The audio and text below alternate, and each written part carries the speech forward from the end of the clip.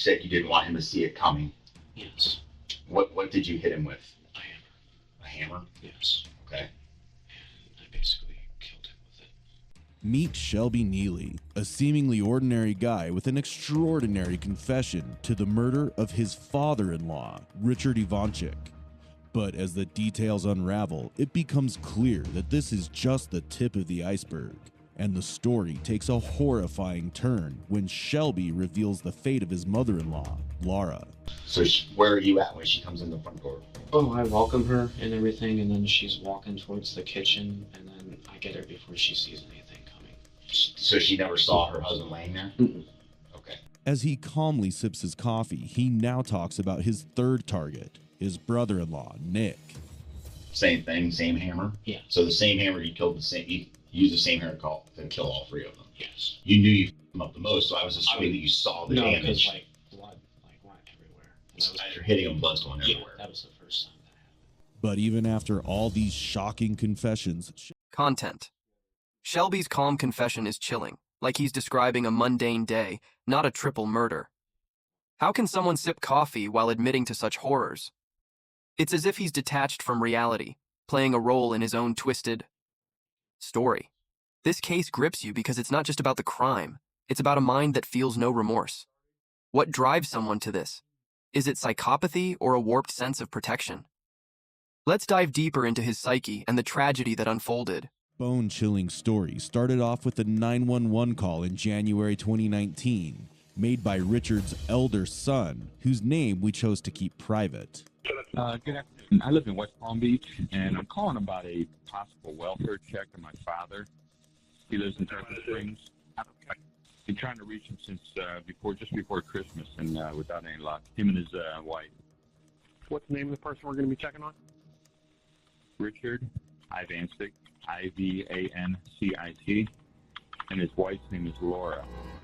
When police arrived at the address, a foul odor greeted them.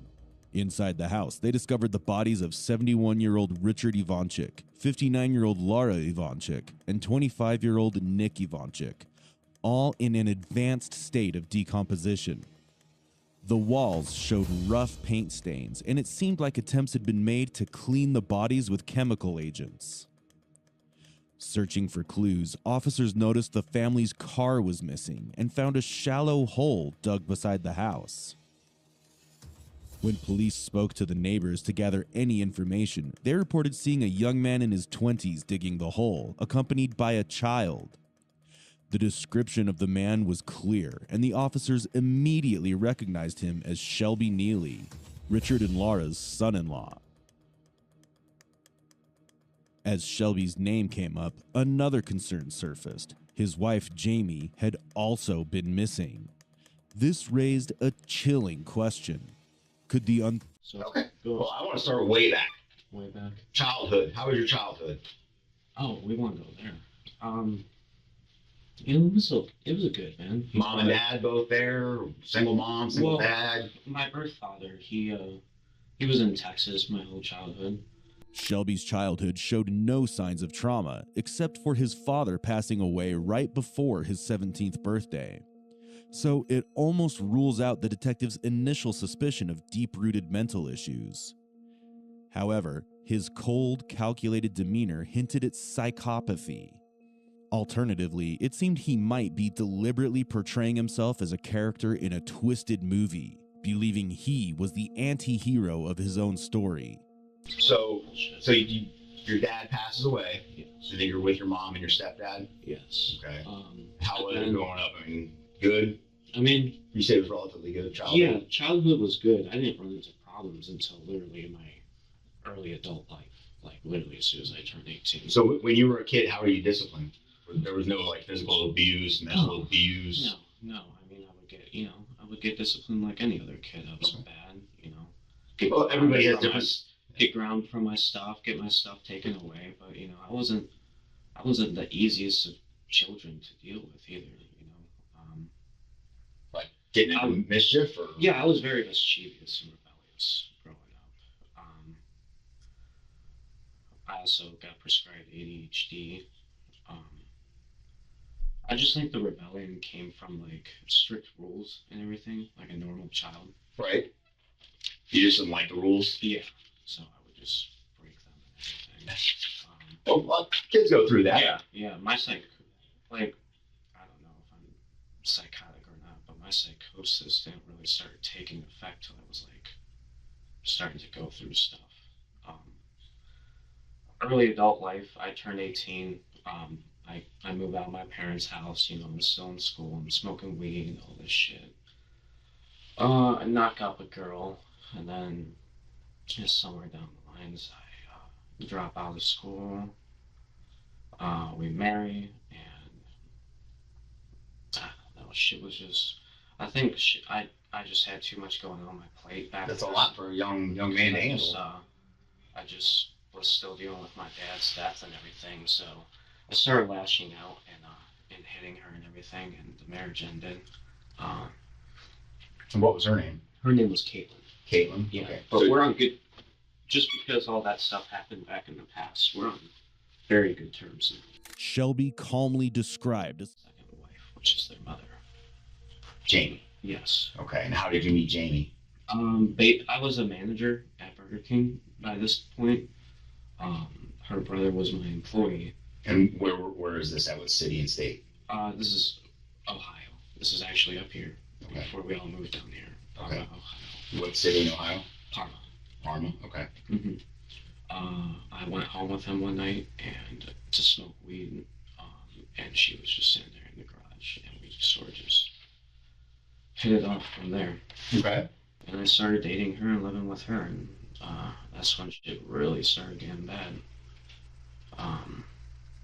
You know, everything was cool at first. Occasionally we would argue, and you know, she would, you know, smack me here and there. I was like, you know, it's whatever. It's a woman. They lose control of their emotions. And by this point, of course, you know, this is after the whole domestic violence. I'm really not trying to hit a woman and all that. So, unfortunately, their daughter was very, how do I put it, disrespectful towards rules when living under. Can I get some water? I'm sorry. Sure. as he casually insults every single woman on earth. Shelby sips his coffee and quenches his thirst with a glass of water before revealing a disturbing story. How do you think you're doing as a dad? How do I think I'm doing as a dad? Yeah. With your kids. I think I did pretty damn good Yeah. as a dad. Yeah. What do you think about Jamie as a mother? How do you think she does? She did not do good. Can you give me some examples of why she didn't do good? Well, I mean, I'm going to be honest with you. She's not alive anymore because of what she tried to do. We're going to get into that. Okay. You know, I do apologize that when I first started the conversation, it was kind of hard for me to like piece together how to like tell you that, but you know, we're at a good point now. She passed away. There was we'll get into this incident, but there was an incident down in Florida where she had an extreme case of psychosis, and I'm sure you can look up all her records and stuff. I'm sure you've seen that she's attacked her parents in the past and all that good shit. Mm-hmm. She would get into a mode that she just could not control. When I tell you, it would literally be like looking into the eyes of a demon. It literally was. So she came at my daughter with a knife after she had like got done severely beating me. And there are scars on my body and shit, you know. I'm not giving myself an excuse, man. I'm just telling you the reason as to why shit happened. Mm-hmm. But when you come at my daughter with a knife, I have to stop you. Right. And unfortunately, I went too far. I choked her out, and then when the blood started coming out of her nose, I stopped. But It was too late. it was too late. And where was that at? This was at a house. This was the last house that we had down in Florida, and this was about a year ago. So she's been deceased for a year? Yes. Okay, was that in West Palm? No, this was in close to Tarpon Springs. Pasco? Newport Richie. Where is she now? I buried her in that backyard. She's in the backyard of that home. Yes, buried. Alright, so say this is like the little deck that you walk in on. Okay. You turn immediately right and like walk 5 steps out, and she should be buried right there. Jamie, who was initially believed to be missing, had actually been dead for a year. This meant Shelby had managed to attempt to save himself. Shelby devised a chilling plan. A plan so sinister it would shock all of Florida. And very soon, he would reveal the reasons behind it. Okay. Well, let me ask you this. So you initiate conversation with Laura. August. When do you leave Texas and drive to Florida? What date? I can tell you it's in the beginning of December. As far as the exact datage, I would have to go through my phone to be able to tell you that. Okay. Like in relation to Christmas, how many weeks prior to Christmas do you think you got to Florida? It was definitely like beginning of December. Beginning of December, you drive from Texas to Florida. Mm-hmm. Where are you driving? Her old car that I had. Beginning to mid December? No, it was beginning. Beginning of December, you pack up the kids. Mm-hmm. Pack up, I'm assuming, the stuff you're taking with you because you're leaving everything else behind, right? Mm-hmm. You drive to Florida. Mm-hmm. Does she know you're coming, or you just kind of show up? No, she knows I'm coming. She knows you're coming. However, she thinks that Jamie is staying behind due to work issues and everything. Okay. So you arrive. Mm-hmm. How's it go? It goes great at first.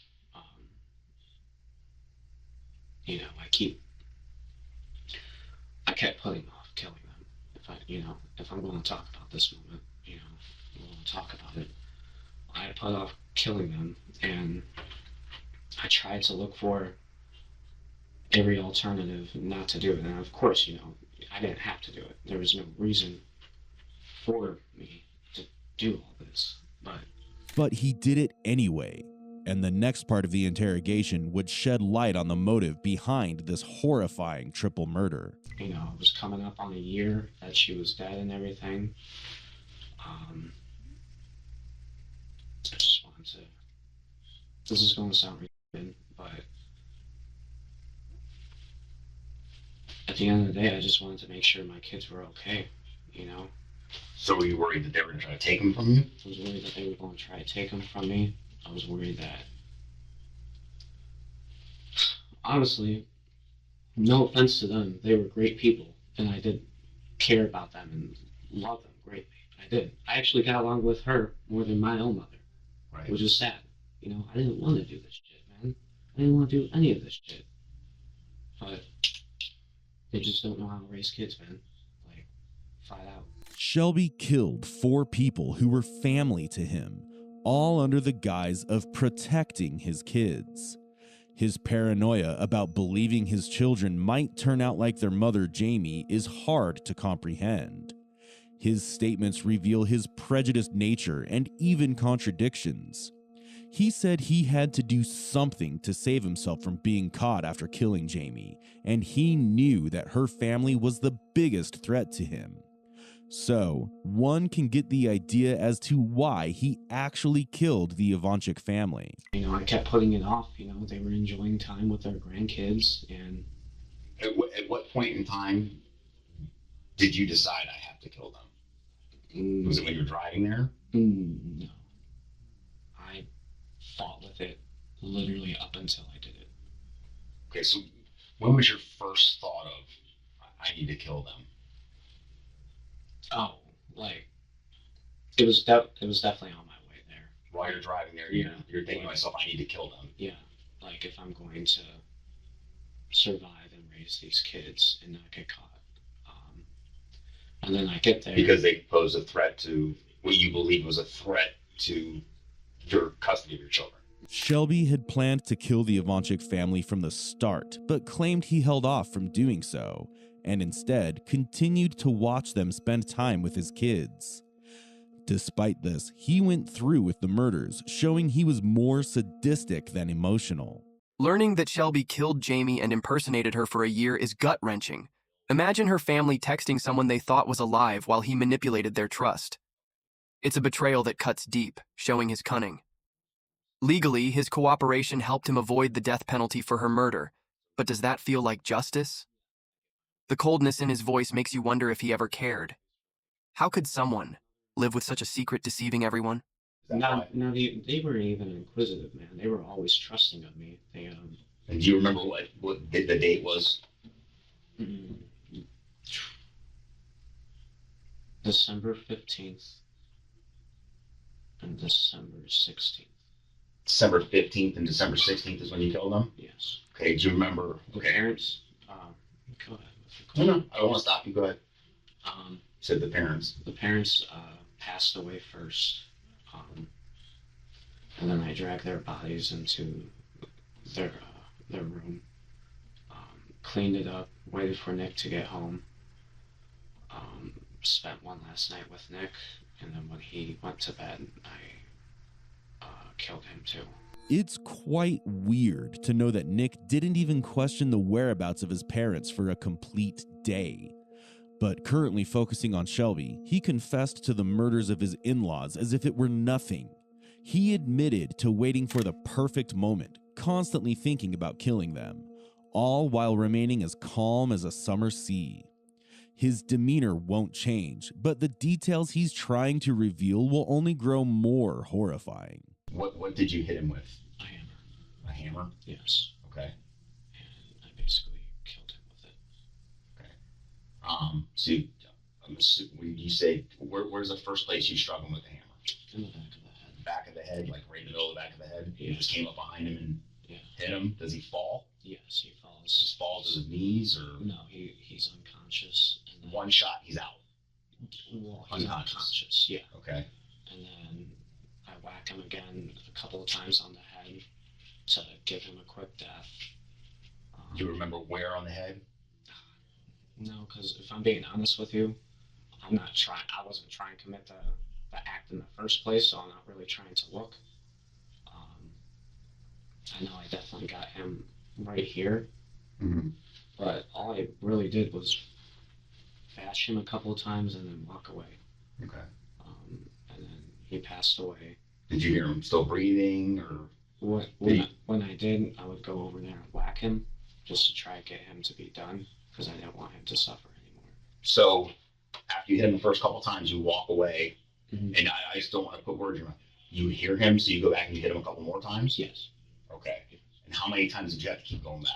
That was only one time that I had to go back. Okay, so if you had to guesstimate how many times you struck him with a hammer, what would you think? I would say 5 to 7 times. 5 to 7 times. And it's right in the area by where your kids' toys were at? Yeah. Okay. Where are Bella and Oliver at when this is happening? They're in the room. They're in the bedroom you were staring at with the door closed? Yes. Okay. Did they come out? No, they can't open doors or anything. They can't open doors? No. Okay. No, I had the room completely baby-proof for them, so they were safe. Shelby claimed his kids were safe, but safe from whom? Their innocent grandparents, or the monster of a father who was savagely bashing a man's head just outside their door. Regardless, it was now time to hear the details of Laura's murder. You greet her at the door. Yeah, and then she starts walking towards the kitchen, still doesn't notice her husband. Okay. And then I basically take her out before she can notice anything. Okay, and where do you hit her? Same place. Back of the head? Yes. Okay.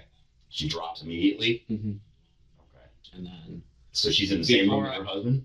No, she's in a different room. Where? She is in the living room, walking towards the kitchen. He's in the dining room. Okay. Towards the left and everything. Like I said, I don't know how she did not see him. He killed both of them an hour apart, but rather than taking a moment to feel guilt or regret over his actions, he calmly and patiently waited to murder Laura. This clearly shows that while Shelby might not fit the textbook definition of a psychopath, he undeniably exhibits psychopathic tendencies. It would be fair to say he's at least on the borderline. Okay, so they're both down. Drag both of them. Which one do you drag first? Definitely Rich. Rich, he's on the area rug. Yeah. So you got to tell me how you did it, because he's a pretty big dude, and I'm not taking this as offense.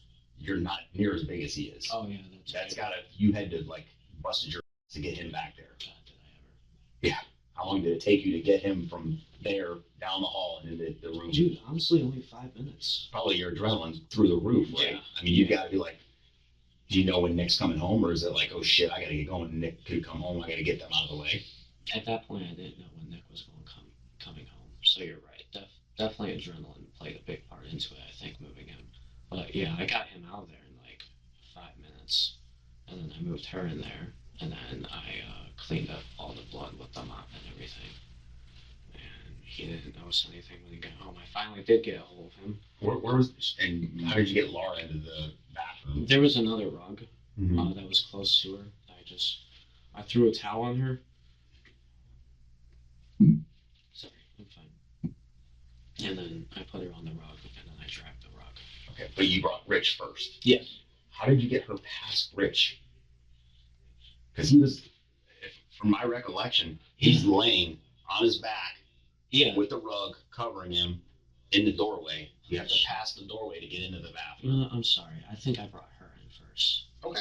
That's why I'm asking these questions, because you could have done it, but I want to make sure we're right on the order, because for you to get her over the top of him would have been a pretty good feat. Yeah. So no, that would not. Now that you think about it, you're positive you drug her back first. Yes, she got drugged back first. Okay. I apologize. Okay, so you get both of them on their area rugs into the room, close the door. You just chill with the kids until Nick comes home? Yeah. Yeah. Okay. What time is everything? It's like 6 or 7. After committing 2 horrific murders, Shelby... Because I saw a lot of blood stains on the couch. Couch wasn't moved. I understand that, but is the blood staining that's on the couch from you striking him? Does he fall against the couch? That's from Nick.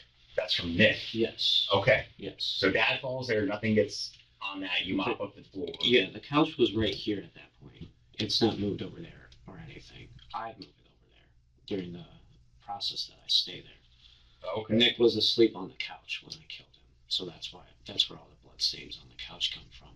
Okay. And then I moved the couch to block off that room so the kids don't run in. Where are the dogs? I put the dogs in there. Were they still alive? Yes. Dogs don't die until like literally the last minute. Like before you leave? Yeah. Okay. So you just close the dogs in there with the 2 Mm-hmm. that you just killed. Mm-hmm. Okay. You're playing with the kids until 5 or 6 when Nick comes home. Yeah. Okay. You said you wanted to spend one last night with Nick. Yeah. But you said you have to kill him because obviously you killed his parents. Yes. Okay. So he comes home. Tell me what happens when he comes home. He comes home. He brings some weed and everything. He's got edibles and all that stuff. I start giving him money and I order us a pizza. I get us more weed. That type of stuff. How did you get more weed? Huh? How did you get more weed? Oh, he went to the dealer to get some more and everything. Did you go with him? No, I stayed home. Okay. And he has a car, right? A minivan? Yeah. Where's his minivan? The minivan's parked in that driveway. That's his minivan. The blue one that's there is his minivan. Yes. Because I talked to a bunch of people and they kept saying, no, that's not his minivan. And he drives a dark colored minivan. They kept saying this dark colored minivan. We couldn't find this dark colored minivan. Old people are idiots sometimes, to be honest with you. So that I think minivan. they noticed something. Yeah. So that minivan that's still at the house is Nick's. Okay. I'm sorry. I know I interrupted you. Nick comes home. You guys are smoking weed, eating edible marijuana together. Just, you guys have been friends for a long time. You want to spend one last night with him. So go ahead. I mean, there's nothing much more to it. What time is... So I'm assuming you guys are watching TV together and he falls asleep at some point. It will soon be revealed what exactly happened to the dogs. But first comes the disturbing details of how Shelby killed his brother-in-law, Nicholas Ivanic. So you're watching TV, he falls asleep. Yeah. Where are you at when he falls asleep on that couch with all the blood stains, but it's at that point in time. Here's how it happened. We're watching the Grinch and everything. He gets tired. He goes to sleep. I put the kids in the room. I wait until I think he's asleep. I fall asleep myself. And then I wake up at like 3, 4 in the morning. And then I grab the hammer. I tiptoe to him. And then I do what I did to them. You know, I don't like saying it, but I do what I did to them. Same thing, same hammer. Yeah. So the same hammer you killed you used the same hammer to kill all three of them. Yes. So he's asleep. I know it's hard to say, but we're almost there. You've gotten through 2. Oh yeah, no. Okay. I know. So you go up to Nick, and then what happens? I crack him right here. In the temple? Yeah. And then I just keep hitting, like 7 to 8 times. Is it any time does he wake up, or? He like jolted awake at first, I think, but his body was in too much shock to like really process what happened. Right, like he never like opened his eyes or said anything or anything like that. No, none of that ever happened. I made sure that they, except with him, unfortunately, I made sure that they didn't feel any pain. They basically died instantaneously. Okay. Besides him. So you kill him on the couch. Okay. Then what do you do with his body? I take it into his room. Did you put him on anything, or do you just drag him? I covered up his head and everything. Granted, I did it in the dark, and for some reason, I knew that I hit him up the most out of everybody, and I don't know how. And how did you know that? Just from the facial damage that you saw? I didn't see any facial damage. You said you knew you f***ed him up the most, so I was assuming that you saw the damage. No, because blood went everywhere. And as you're hitting him, blood's going everywhere. Yeah, that was the first time that happened. So when you hit the other 2, it wasn't. Yeah, it wasn't a splatter rate. Is unlike most. Shelby isn't holding. The brutality of these murders, striking with a hammer, dragging bodies, feels like a horror movie, but it's real. Shelby's methodical cleanup shows a calculated mind, yet he claims it was for his kids. Can you imagine the terror in that house? Legally, premeditation makes his case for the death penalty stronger. Emotionally, it's hard to fathom how he justified this as protection. What kind of father does this near his children's room? It's a haunting question. What makes it truly unsettling is his complete lack of empathy as he describes everything in chilling detail. If he's trying to portray himself as an anti-hero or a psychopath, he's certainly doing a disturbingly convincing job. He exhibits clear psychopathic traits: impulsivity, egocentrism, parasitism, and lack of remorse, but he has not yet been deceptive. Or has he? Trust me, my kids are my number 1 priority. I believe you wholeheartedly. For someone to do something of this extent to protect their kids, I'm not saying it's right. And I know you know it's not right? You know right from wrong, right? You know what you did was wrong.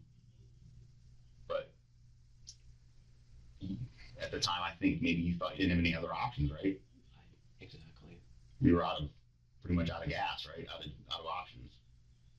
Yeah, I'm sure you're probably very surprised with my cooperation too.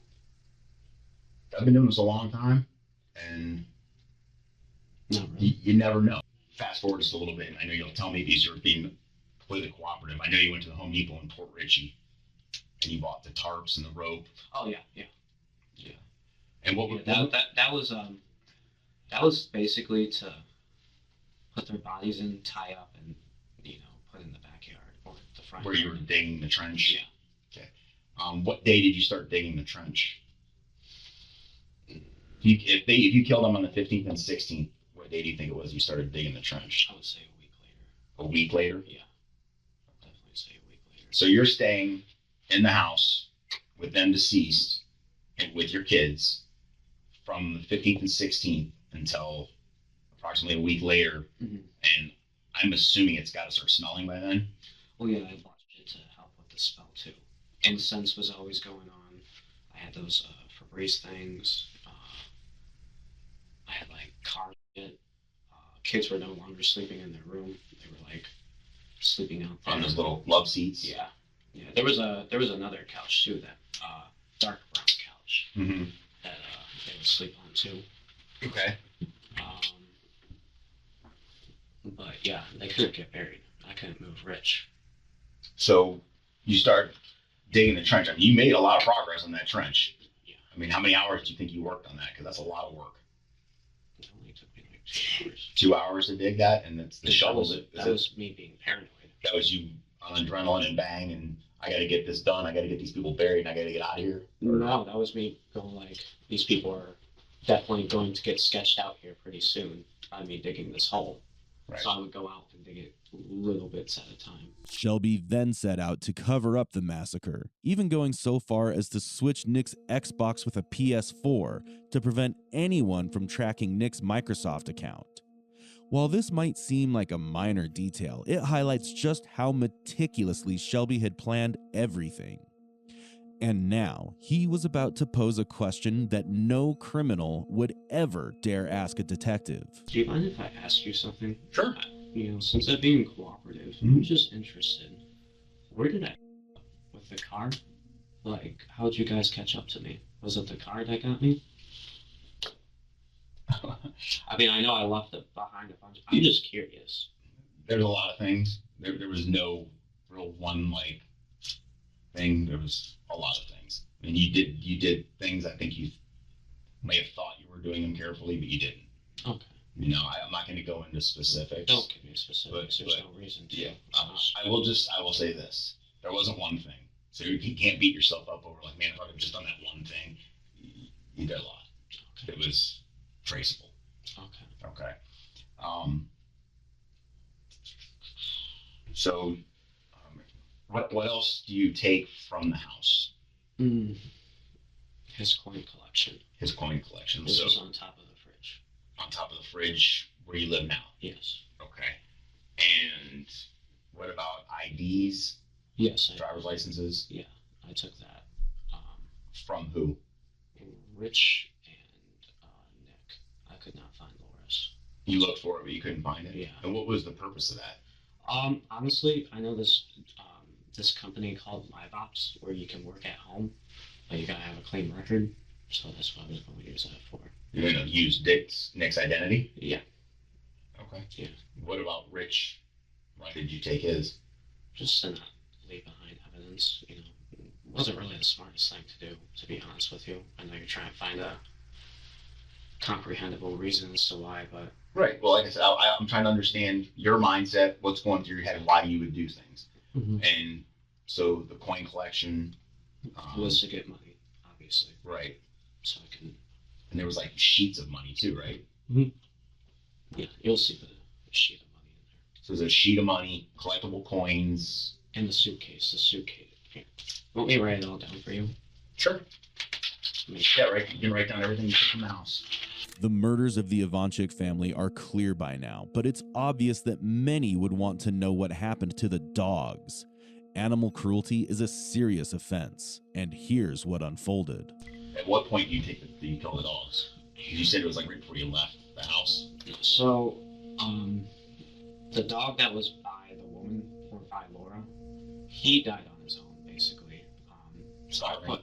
No, he had diabetes, and I didn't know how to do the administer that stuff. Okay, so, is that one of the ones because there was one dog in a garbage bag, another dog in a garbage bag, and there was one in a rug. This is the one on the rug. The one in the rug died on his own because you didn't give him his insulin. Well, he didn't die on. He was dying. Okay. And then I put him out of his misery. How did you do that? I just whacked him once with the side of the hammer, and he instantly died. Okay. I knew that he would die instantly, being that he was a small breed and everything. Okay. As far as the other dogs go, they got put in the bag the last night, and they suffocated and everything. Okay, so you didn't hit them with the hammer, you just tied the bag shut and suffocated them. Okay. Because I examined the dogs. I mean, I couldn't see any obvious damage. So that was one of my theories, was that they suffocated. The only thing was, the bags are dark, and I would assume the dog would try to scratch their way out, but I guess they didn't. Or I just didn't notice it. Yeah. Shelby killed 4 people. Shelby's animal cruelty and cover-up attempts, like swapping an Xbox to avoid tracking, reveal a terrifying attention to detail. His question to the detective, "How did you catch me?" shows arrogance, not remorse. The dog's fate is heartbreaking. They were innocent victims in his chaos. This case exposes a man who saw everyone, even pets, as obstacles. How does someone become this detached? It's a stark reminder of the ripple effects of his actions. Granted custody of the children, while Shelby himself pleaded guilty to all charges on December 13th, 2023. It's surprising that someone who confessed so calmly took 5 years to admit guilt officially. He was sentenced to 30 years in prison for killing Jamie, avoiding the death penalty by assisting officers in locating her body and cooperating throughout the investigation. For the murders of the Ivanic family, a judge scheduled the penalty phase for October 2024. During this phase, a jury will decide whether Shelby would face the death penalty or life in prison without parole for the triple homicide. However, there have been no updates on the proceedings so far. Shelby's 30-year sentence for Jamie's murder feels like a hollow victory when justice for the Ivanics is still pending. His calm confession and guilty plea don't erase the pain he caused. Those kids, now without parents or grandparents, are the real victims. This case leaves you questioning, is he a monster or a man driven to desperation?